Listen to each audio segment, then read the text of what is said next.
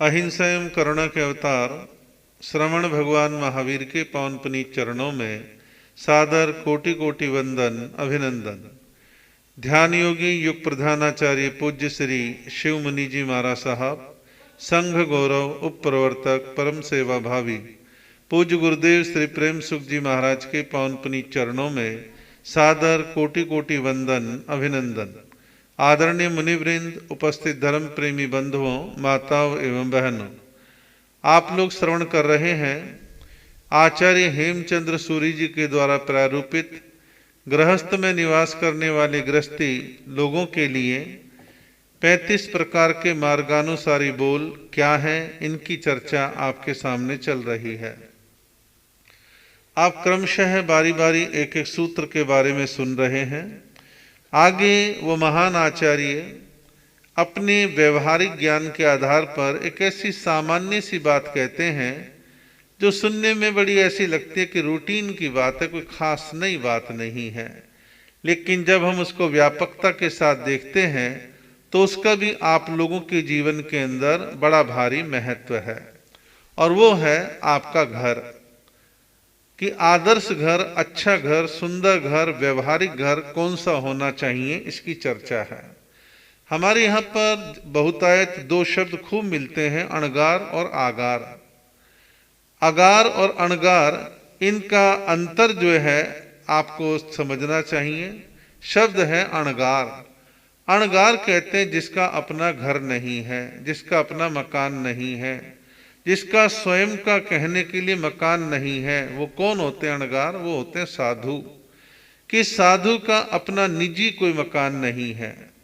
निजी का मतलब स्वामित्व जिस पर नहीं है, मालिकाना अधिकार नहीं है। पर ठीक है, विचरण करते हैं, जहां जो जगह मिल जाती है वहां रुकते हैं। कभी तो बहुत आलीशान बंगले मिलते हैं, कभी सरकारी स्कूल मिलते हैं, कभी प्राइवेट स्कूल मिलते हैं, कभी टीन के छप्पर भी मिल जाते हैं, और अलग अलग प्रकार की स्थितियों में हमारे को रुकने की जगह मिलती है। साधु उसमें सहज रूप से रहे, और रहने के लिए भी शर्त है कि अपने जब प्रवेश करे तो पहले किसी की आज्ञा ले, आज्ञा लेकर के रुके और आज्ञा लौटा करके वहां से विहार करे। और वहां की चीजों के साथ छेड़छाड़ करने का कोई अधिकार साधु के पास होता नहीं, होना भी नहीं चाहिए। जो उसका मूल मालिक है, मेन तो वही चीज है, वो जैसे मर्जी उसको बदले परिवर्तन करे, उसका काम है, साधु का काम नहीं है। साधु तो अल्पकाल के लिए आज्ञा लेकर के रुकता है और उतना समय बिता के वहां से चला जाता है। तो इसलिए साधु का अणगार, जिसका अपना खुद का घर नहीं है, निजी घर नहीं है, यूं चातुर्मास करने के लिए शेखे काल में सर्दी गर्मी बरसात से बचने के लिए स्थान तो चाहिए, साधु को भी स्थान चाहिए। बात आती है गृहस्थी की। गृहस्थी के लिए कहते हैं आगार। आगार कहते हैं मकान, भवन। तो जिसका अपना कहने को मकान है, वो गृहस्थी व्यक्ति जो है वो आगार कहलाता है, कि भाई ये गृहस्थी है, इनके अपने मकान है। वो बात एक अलग है कि राजा का महल हो सकता है, मंत्री महामंत्री संपन्न व्यापारिक लोगों के आलीशान बंगले हो सकते हैं, मिनिस्टरों के बंगले हो सकते हैं। सामान्य व्यक्ति अपनी अपनी ताकत और क्षमता के अनुसार जैसे मकान बनते हैं, जिस काल में बनते हैं, उन मकानों में आम आदमी रहता है, अपना गुजर बसर करता है, सर्दी गर्मी बरसात से बचने का कार्य करता है। तो यहाँ ये बतलाया गया आचार्य के द्वारा कि आपके घर, आपके मकान कैसे होने चाहिए, ये चर्चा यहाँ पर है। हमारे भारतवर्ष के अंदर ही क्या, पूरी दुनिया के अंदर वहां उन स्थानों की जलवायु, हालात, परिस्थिति को देखते हुए भवनों के निर्माण किए जाते हैं। पूरे देश में पहाड़ों में जाएंगे, वहां के मकान बनाने के तरीके अलग हैं। ठेठ मरुस्थल रेगिस्तान में जाएंगे, वहां मकान बनाने के तरीके कुछ और हैं। 100 साल पहले बनाने के मकानों के तरीके कुछ और थे, आज के बनाने के तरीके कुछ और हैं। पुराने जमाने छान छप्पर डाल लिया करते थे, ना इतनी ईंटें हुआ करती थी, और ईंटों के भवन तो जो है बड़े पैसे वाले लोगों के होते थे। ईंट गारा वगैरह लेकर के और जैसे तैसे करके छान छप्पर डाल के लोग गुजारा कर लिया करते थे। लेकिन समय समय के अनुसार मकानों के बनाने की तकनीक, उनका तरीका, उनका ढंग, अपने अपने पैसों की कम ज्यादा स्थिति के आधार पर मकान बनते रहे हैं। सन 60 और 70 के बीच में मकान जो है कड़ियों वाले आए कि भाई कड़ी डाल रखी है, कड़ी के ऊपर कुछ और डाला, छत डाल ली। फिर पत्थर वाले आए कि लोहे के टीआरएन के बीच में सिला डाल दी, उसके ऊपर जो है कंक्रीट डाल दिया, लो जी आपकी छत बन गई। अब सरिया लगा करके आरसीसी के लेंटर पड़ रहे हैं, बड़े मजबूत होते हैं, लंबे समय तक चलते हैं, पानी नहीं टपकता है, बहुत सारे फायदे हैं इसके। तो इस प्रकार भवन निर्माण में हमारे देश के अंदर ऐसा नहीं कि भवन निर्माण की कला कोई पिछले 20-30 सालों में आई है, नहीं। 1000 साल पहले के आप महल देखें, हवेलियां देखें, कितने आलीशान, कितने तकनीक के आधार पर बढ़िया चीजें जो हैं अच्छी बना रखी हैं। उनमें नक्काशी भी है, सौंदर्य भी है, धूप हवा पानी का सबका ध्यान रखा गया है। और वास्तु का प्रयोग हमारे यहाँ पर भवनों में आज भी हो रहा है, और वास्तु का प्रयोग पहले भी होता था। वास्तु जो है वर्तमान में एक विशिष्ट विद्या के रूप में उभर करके सामने आया है। और ऐसा नहीं कि वास्तु का ज्ञान कोई अभी हाल का कोई नया नया ज्ञान है, ये प्राचीन विद्या है, पुरानी विद्या है। मैं गुड़गांव में था, वहाँ श्रद्धेय फूलचंद जी महाराज के साहित्य भंडार को मैं देख रहा था, तो मैंने गुजराती में भी हिंदी में भी 2 ग्रंथ देखे जो बड़े प्राचीन पुराने थे, उनमें वास्तु के बारे में काफी कुछ चीजें दे रखी थी। तो वास्तु का हमारे देश में बड़ा महत्व रहा है, और आज वर्तमान में वास्तु का भी प्रयोग चल रहा है। भवन निर्माण कला जो है वो भी बाकायदा अच्छी एक विद्या के रूप में विकसित हो रही है। कंस्ट्रक्शन की लाइन में बच्चे इंजीनियरिंग करके आते हैं, सिविल इंजीनियरिंग, इधर आर्किटेक्ट का कोर्स करते हैं। आप 50 मंजिल ऊंची बिल्डिंग बनवाएं, बड़े बड़े स्टेडियम बनवाएं, इंडोर स्टेडियम बनवाएं, ओपन स्टेडियम बनवाएं, कुछ भी बनवाएं। तो ये सारी विद्याएं आज भी बहुत अच्छे ऊंचे स्तर पर विकसित है। आप और हम वर्तमान में देखते हैं, आप दुबई में जाएं, बंबई में जाएं, दिल्ली में जाएं, अमेरिका जाएं, इंग्लैंड जाएं, मल्टी स्टोरियां बन रही हैं, हाई राइज बिल्डिंगें बन रही हैं, 50-50, 60-60, 70-70 मंजिल बिल्डिंगें बन रही हैं। लोहे के सरिये, उनके स्ट्रक्चर ढांचे, कंक्रीट, सीमेंट, स्टील, सबके सहयोग से आलीशान ऊंचे ऊंचे भव्य भवन बन रहे हैं। और आजकल रहने के लिए, पुराने जमाने में तो लोगों को आबादी कम थी, जहां जिसको जितनी जमीन मिली घेर के अपने मकान बना लेते थे, ज्यादा हाई तो बत ही नहीं, सुविधा बहुत थी। और वर्तमान में आबादी बढ़ रही है और जगह कम है, तो आजकल भी लोग प्राइवेट जमीनें लेकर के टाउनशिप बनाते हैं।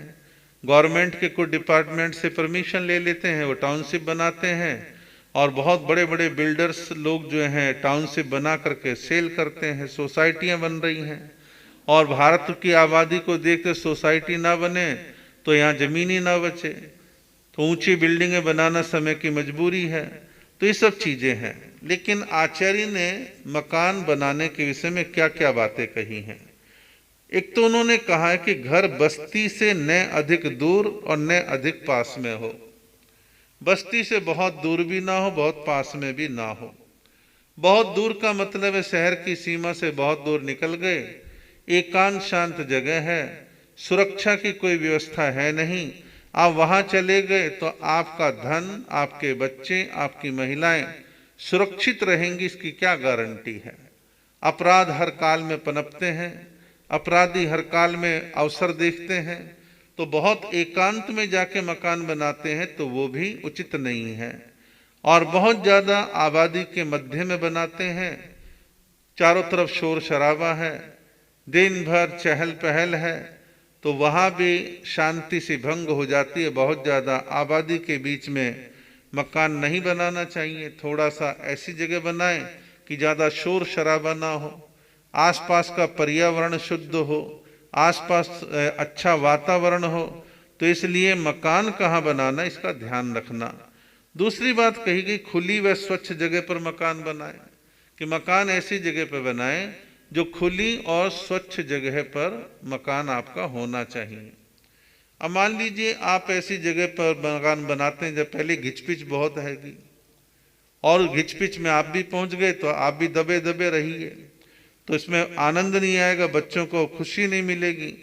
तो मकान कहाँ बनाए, थोड़ा सा खुला एरिया हो, हवा स्वच्छ आती हो, आसपास में कोई विशिष्ट गंदगी का ढेर ऐसा ना हो। अब पहले तो थोड़ा सा, अब तो थोड़ा काफी कम हो गया है कि कई मकान बना लिया, सामने खुला मैदान है, तो सुबह से लेके रात तक जो है टॉयलेट करने वाले खुले में आ रहे हैं, गंद मचा रहे हैं, वहाँ की गंदगी मक्खी मच्छर आपके घरों में लेके आ रहे, घरों में बीमारी फैलती थी। तो इस प्रकार जहाँ भी मकान बनाए खुली और स्वच्छ जगह पर मकान बनाने का भाव रखें। कहीं गंदा नाला बहता है, वहाँ उसके किनारे पे मकान बना, दिन भर उसकी बदबू आपको परेशान करती रहेगी, आप परेशान रहेंगे, झेलते रहेंगे उस कष्ट को। तो आचार्य कहते हैं खुली और स्वच्छ जगह पर मकान बनाना चाहिए। तीसरा कहा है परिवारजनों संपत्ति की सुरक्षा का ध्यान रखते हुए मकान को बनाएं, कि ऐसी जगह पर मकान बनाएं जहां सुरक्षा भी रहे। और सुरक्षा नहीं है और मकान आपने भव्य बना लिया तो रात दिन मन में धुड़क धुड़क रहेगी कि भाई कैसे क्या होगा, थोड़ा सा शोर होती है आप भयभीत हो जाएंगे, आप कई तरह से जागरूक रहेंगे, नींद ढंग से नहीं आएगी कि भाई कोई चोर डाकू ना आ जाए, कोई चैनल काट करके अंदर घुस ना जाए, कोई ताला ना तोड़ ले, घर में महिलाएं हैं, बच्चे हैं, गहने हैं, रुपया है, पैसा है, इन चीज़ों का बड़ा भय रहता था और भय तो आज भी है। कुछ चीज़ों में थोड़ा बहुत परिवर्तन हो गया है।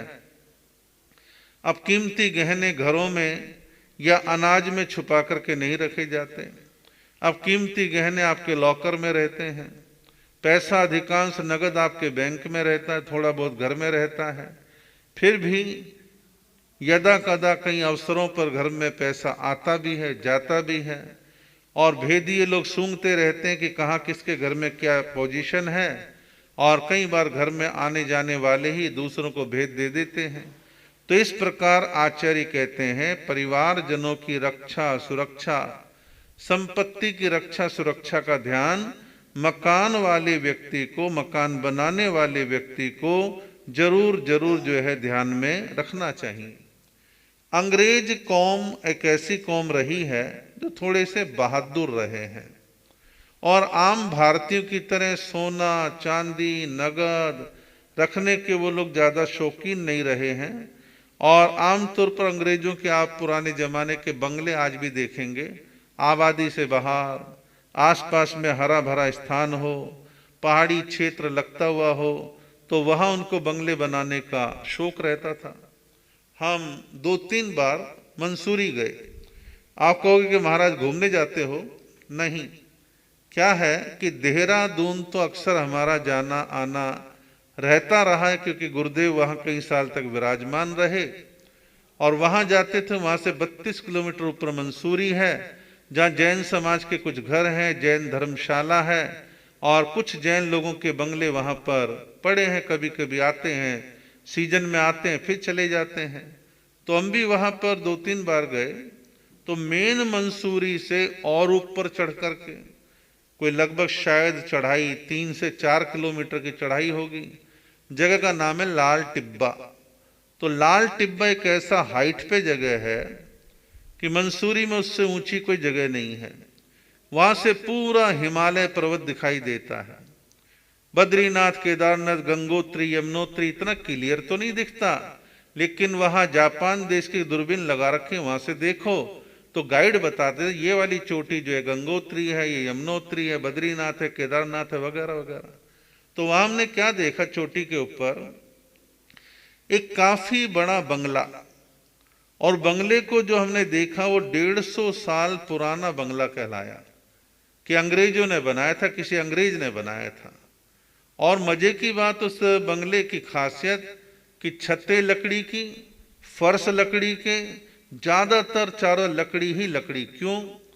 क्योंकि लकड़ी तो खैर वहां आसानी से मिलती ही थी, लेकिन जिस बंगले में लकड़ी ज्यादा होती है वहां ठंड कम आती है, ठंड कम सताती है, और वहाँ बाहर, बंगले के बाहर बर्फ़ वगैरह भी गिरती है।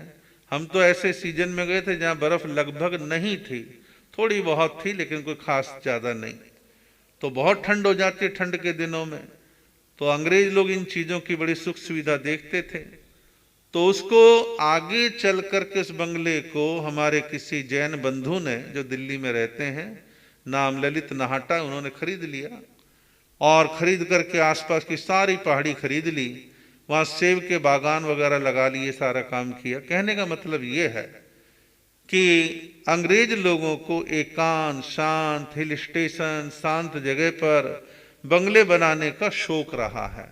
पंजाब के किसान अपने लंबी लंबी खेतियों के बीच में अपने मकान बना लेते हैं, वहीं रहते हैं, वहीं अपने पशु पाल लेते हैं, वहीं घी, दूध, मक्खन वगैरह सबकी उनको साता रहती है। तो कहने का मतलब ये है कि अंग्रेज लोग खुले एकांत शांत स्थान में बना लेते थे, लेकिन भारतीय परिवारों को मकान बंगले बनाने में थोड़ा सा सुरक्षा के हिसाब से भी सोचना पड़ता है, क्योंकि घर गृहस्थी में, संयुक्त परिवारों में कई कई मेंबर होते हैं और रुपया पैसा कई चीजें घर में लगातार रहती है। तो मकान बनाते समय सुरक्षा के बारे में जरूर विचार करें और एक मकान ऐसे स्थानों पर बनाए जहां स्वच्छ हवा हो, और स्वच्छ हवा है तो आपका स्वास्थ्य अच्छा रहेगा। 3 चीजें आपके जीवन में आपके स्वास्थ्य के साथ जुड़ी हुई हैं, अन्न, जल और हवा। 3 चीजें, तीनों यदि आपको शुद्ध मिलती हैं तो आपकी सेहत अच्छी रहेगी। पहली चीज जो बात की अन्न की, कि अन्न आपको शुद्ध, ताजा, अच्छा मिलना चाहिए। अब वर्तमान में अन्न की जहां तक बात है, अन्न सहित सभी प्रकार की दालें, फल, फ्रूट, साग, सब्जियां, सबके अंदर जो है केमिकल्स का प्रवेश हो रहा है, क्योंकि रासायनिक खादों के द्वारा खेती बाड़ी में भरपूर उनका उपयोग हो रहा है और उन चीजों का प्रवेश आपकी खाद्य सामग्री में हो रहा है, और जिससे कई प्रकार की एलर्जी, कई प्रकार के कैंसर, कई प्रकार की तकलीफें व्यक्ति के जीवन के अंदर आज प्रवेश कर रही हैं।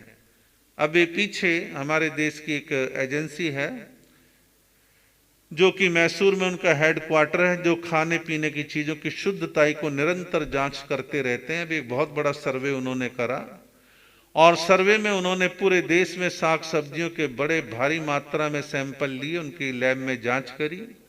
तो उन्होंने क्या देखा कि बड़े शहरों के आसपास के जो किसान हैं, उन्होंने ये विचार करके कि भाई शहरों में सब्जियां बेचेंगे, नोट अच्छे मिलेंगे, तो नोट कमाने के चक्कर में उन्होंने क्या किया, सब्जियां लगाई। अब सब्जियां लगाने के लिए पानी की दिक्कत, तो उन्हें बहते हुए नालों में जो पानी था, बहते हुए नालों में जो गंदा पानी बहता है, उसको अपनी क्यारियों में डालना शुरू करा। परिणाम ये कि कई प्रकार के घातक रसायन, हैवी शीशा, लेड, वो उसके अंदर होता है, और भी कई तरह के घातक रसायन उसमें प्रवेश कर रहे हैं, जो कि किडनी, कैंसर इत्यादि के कई चीजों की प्रॉब्लम के कारण बन रहे हैं। तो ये सब चीजें क्या है कि हमारे खान पान में गड़बड़ प्रवेश कर रही है, वो सब भुगत रहे हैं। तो अन्न शुद्ध है तो आपकी सेहत अच्छी है, जल शुद्ध है, जल में पीएच की मात्रा देखी जाए तो पीएच कितना है, जल में, पानी में मिनरल्स कितने हैं, तो फिर आपका पानी यदि हेल्दी है, अच्छा है, स्वस्थ है, तो आपकी सेहत अच्छी रहेगी, आप अच्छे महसूस करेंगे।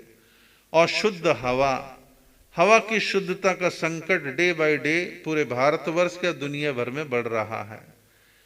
कल कारखाने, लोगों की गलतियां, जंगलों को काटना, पेट्रोल डीजल की भरपूर मात्रा का प्रयोग करना, बिजली के साधनों का प्रयोग करना, इन सब चीजों का हमारी वायु के ऊपर प्रभाव आ ही रहा है। और वर्तमान में तो जो है इन मौसम के दिनों में, सर्दी के दिनों में बहुत सारे शहर गैस चैम्बर बन जाते हैं, बीमारी का कारण बनते हैं, और हर तीसरे चौथे व्यक्ति को छींक, खांसी, एलर्जी, सांस फूलना, ये सारी बीमारियां हवा की वजह से होती हैं। और जहां आबादी कम है, प्रकृति प्रसन्न है, जंगलात अच्छे हैं, तो वहां पर बहुत शांत शुद्ध हवा मिलती है और लोगों का स्वास्थ्य अच्छा बना रहता है। तो आवश्यकता है कि हम अपने जीवन में इन चीज़ों पर फोकस करें, अपनी सेहत का ध्यान रखें, मकान ऐसे स्थानों पे बनाए जहां प्रॉब्लम ना हो। कहावत है 100 दवा एक हवा, 100 दवा एक हवा, 100 दवाएं एक तरफ और शुद्ध हवा एक तरफ। शुद्ध हवा आपको मिलती है तो कई प्रकार की श्वास संबंधी तकलीफें आपको नहीं होंगी, और जब पॉल्यूशन आपके बॉडी में जाता है तो आपके लंग्स तो खराब होते ही होते हैं और कई प्रकार के कैंसर उभरने की संभावनाएं भी रहती हैं। तो वर्तमान में वायु प्रदूषण अपने आप में एक समस्या है। इसको सुधारने के लिए आम आदमियों को भी थोड़ा सा जागरूक होना होगा।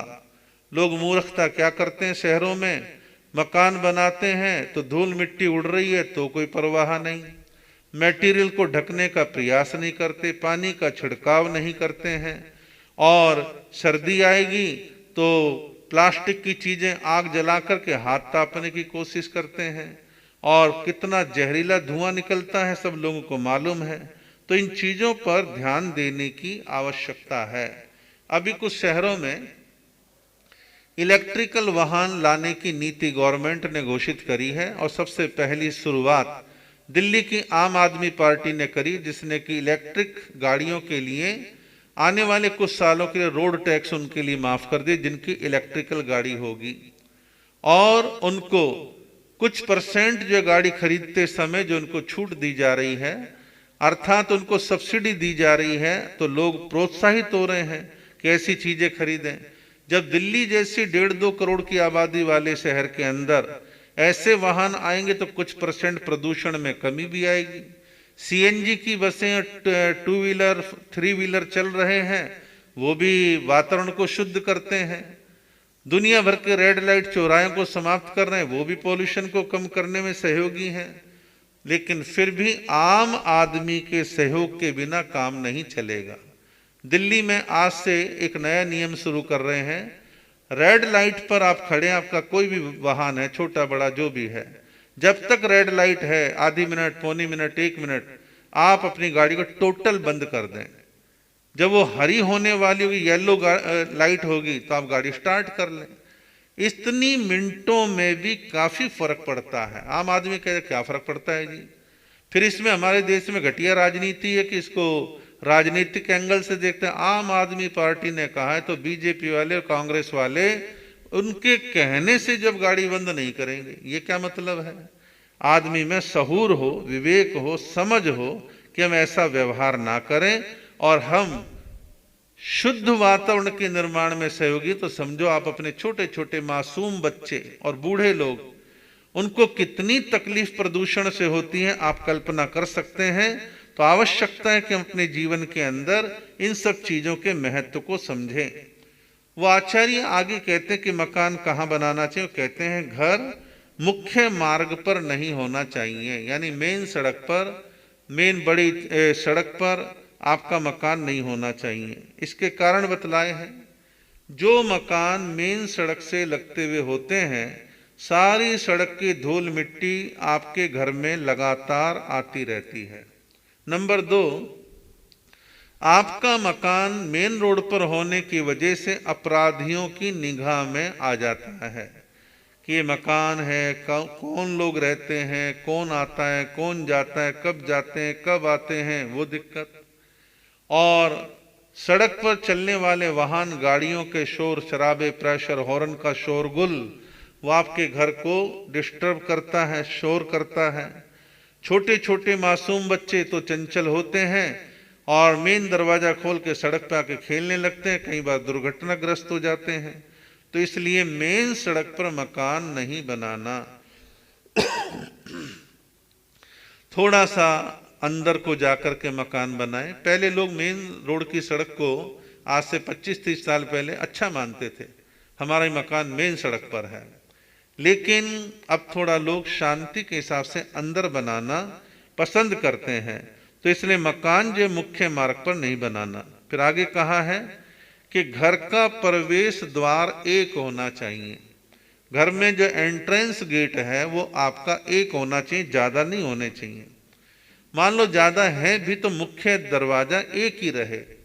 और इसके पीछे एक ही बात है, एक दरवाजे का कहने का अभिप्राय क्या है, कि सुरक्षा पॉइंट के हिसाब से एक दरवाजा तो आपके कंट्रोल में रह लेगा, 10 दरवाजे खुले हुए हैं तो आप किस किस को चेक करेंगे? 10 में से 2 भी रात को खुले रह गए तो चोर उचक्कों के लिए उतना बहुत है, वो अंदर प्रवेश कर जाएंगे। तो एक दरवाजा सुरक्षा के हिसाब से अच्छा है और एक दरवाजा मुख्य दरवाजा होना चाहिए। बाकियों को यथाकाल खोल सकते हैं, बंद कर सकते हैं, लेकिन रूटीन में एक दरवाजा ही प्रयोग में लेना चाहिए। फिर वो आचार्य कहते हैं कि मकान जहां आप बनाते हैं उसमें स्वच्छता का ध्यान रखें। मान लो मकान बढ़िया बना लिया, पैसे अच्छे लगा दिए, आपको कोठी को, बंगले को सार संभाल करना आपको नहीं आता है, तो आप धीरे धीरे उस मकान को कबाड़ गृह बना देंगे, मकान को आप गंदगी का ढेर बना देंगे।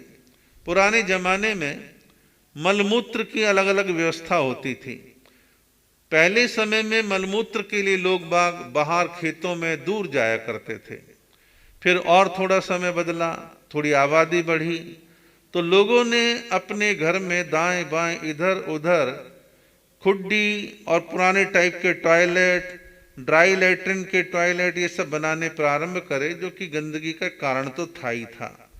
तो ये सब चलता रहा और मकान दुकान जो भी आप बनाते हैं उनमें इस चीज का, स्वच्छता का ध्यान रखें कि मलमूत्र इत्यादि को त्यागने की सही व्यवस्था हो।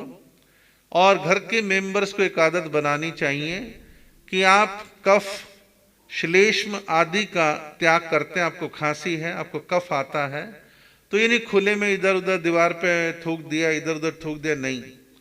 वॉश बेसिन है, टॉयलेट में जाकर के आप उन चीज़ों को क्लीन कर सकते हैं, लेकिन इधर उधर करेंगे तो परिणाम क्या है? गंदगी बढ़ेगी, मक्खियां भिनभिनाएंगी, वो खाने पर आके बैठेंगी, बीमारी फैलेगी, उनसे बचना चाहिए। घर में जाले ना जमे तो समय समय उसकी डस्टिंग, क्लीनिंग, साफ सफाई करनी चाहिए। और छोटे छोटे सामान की डस्टिंग करने से आपकी एक्सरसाइज हो जाती है। और एक्सरसाइज करने के लिए, जाले साफ करने के लिए, डस्टिंग के लिए ये नहीं है कि घर की महिलाएं ही ये काम करेंगी, पुरुष लोग भी सहयोगी बन सकते हैं। तो घर में बिल्कुल साफ सुथरापन हो, धूल मिट्टी नहीं होनी चाहिए, डस्टिंग बनी रहे। और यदि आप जाले साफ नहीं करते हैं, डस्टिंग नहीं करते, तो कई प्रकार के इन्फेक्शन घर में पनपने की संभावना रहती है। और लोग बाग कहते हैं किसी घर की सफाई देखनी है तो उस लड़की वाले के घर में जाकर उनका टॉयलेट देख लो कि टॉयलेट क्लीन है तो समझो बाकी सब चीज क्लीन तो होगी ही होगी। और जिनका टॉयलेट भी क्लीन नहीं तो बाकी चीजों की गारंटी नहीं है। तो इसलिए साफ सफाई का होना आवश्यक है। और गृहिणियों को, महिलाओं को ध्यान रखना चाहिए कि घर में किचन भी आपकी साफ सुथरी बढ़िया आपकी होनी चाहिए। अमेरिका में एक राष्ट्रपति हुए हैं, नाम था राष्ट्रपति आइजनहावर। तो राष्ट्रपति आइजनहावर जब जीत करके आए तो उन्होंने अपने चुनाव प्रचार के दौरान साफ सफाई के बारे में काफी घोषणाएं करी थी कि मैं राष्ट्रपति बनूंगा तो मैं साफ सफाई का ध्यान रखूंगा। कुछ महीने बीत गए, साफ सफाई पे कोई चर्चा नहीं हुई। तो एक मतदाता ने उनको एक पार्सल भेजा। तो राष्ट्रपति आइजनहावर ने पार्सल खोला तो पार्सल खोल के क्या देखते, उसमें से एक झाड़ू निकली। एक झाड़ू निकली और झाड़ू के साथ एक पत्र निकला। पत्र में लिखा था, माननीय राष्ट्रपति महोदय, आप राष्ट्रपति बन गए हैं। आपने चुनाव प्रचार में साफ सफाई की बात करी थी, इसके लिए मैंने आपको झाड़ू भेजी है और आपको याद दिलाया कि आपको सफाई के प्रति ध्यान रखना है और पूरे देश में सफाई अभियान चलाना है। तो राष्ट्रपति ने उस अज्ञात व्यक्ति को धन्यवाद कहा कि मैं आपका धन्यवाद करता हूं, आपने याद दिलाया, वैसे मुझे याद था, फिर भी मैं और अच्छे से याद रखूंगा और मैं पूरे देश में साफ सफाई का अभियान में चलाऊंगा और इस बात को मैं भूलूंगा नहीं। सफाई तो बहुत जरूरी है। उन्होंने सफाई के ऊपर ध्यान दिया और अमेरिका में साफ सफाई के हालात को बदलने के लिए हर संभव उन्होंने कोशिश करी। कई लोगों को ऐसा लगता है कि हाय, झाड़ू लगाना, पोंछा लगाना, डस्टिंग करना शर्म की बात है, कोई क्या कहेगा।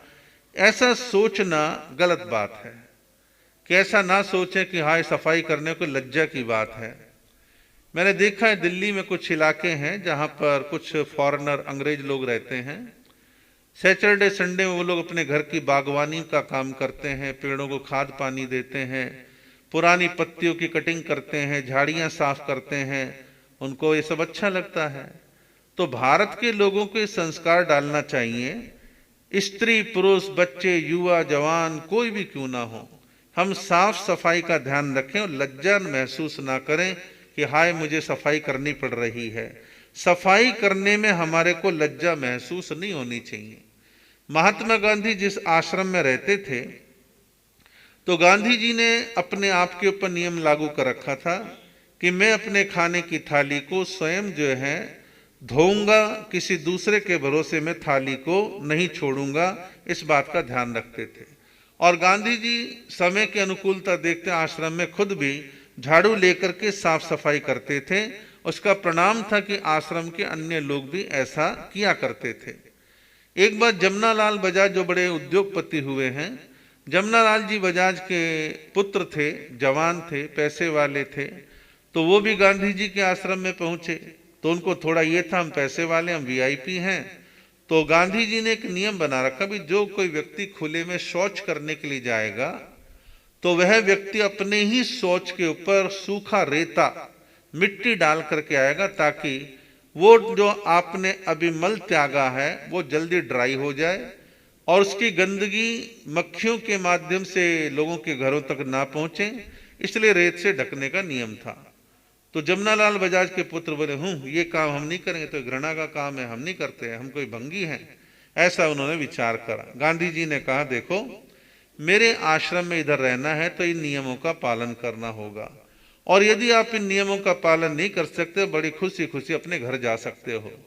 तो प्रणाम स्वरूप उस उद्योगपति पुत्र ने भी जो है गांधी जी के इस नियम का पालन करना प्रारंभ कर दिया। तो ऐसे भाव कहने का ये कि जीवन में साफ सफाई का हमारे को ध्यान रखना चाहिए, और यदि हम साफ सफाई का ध्यान नहीं रखते हैं, मकान व्यवस्थित नहीं बनाते हैं, हवा रोशनी आदि का ध्यान नहीं रखते हैं, तो कई तरह की समस्याओं का सामना करना पड़ सकता है। कुछ बातें बची हैं जिनकी चर्चा आगे करने का भाव रहेगा।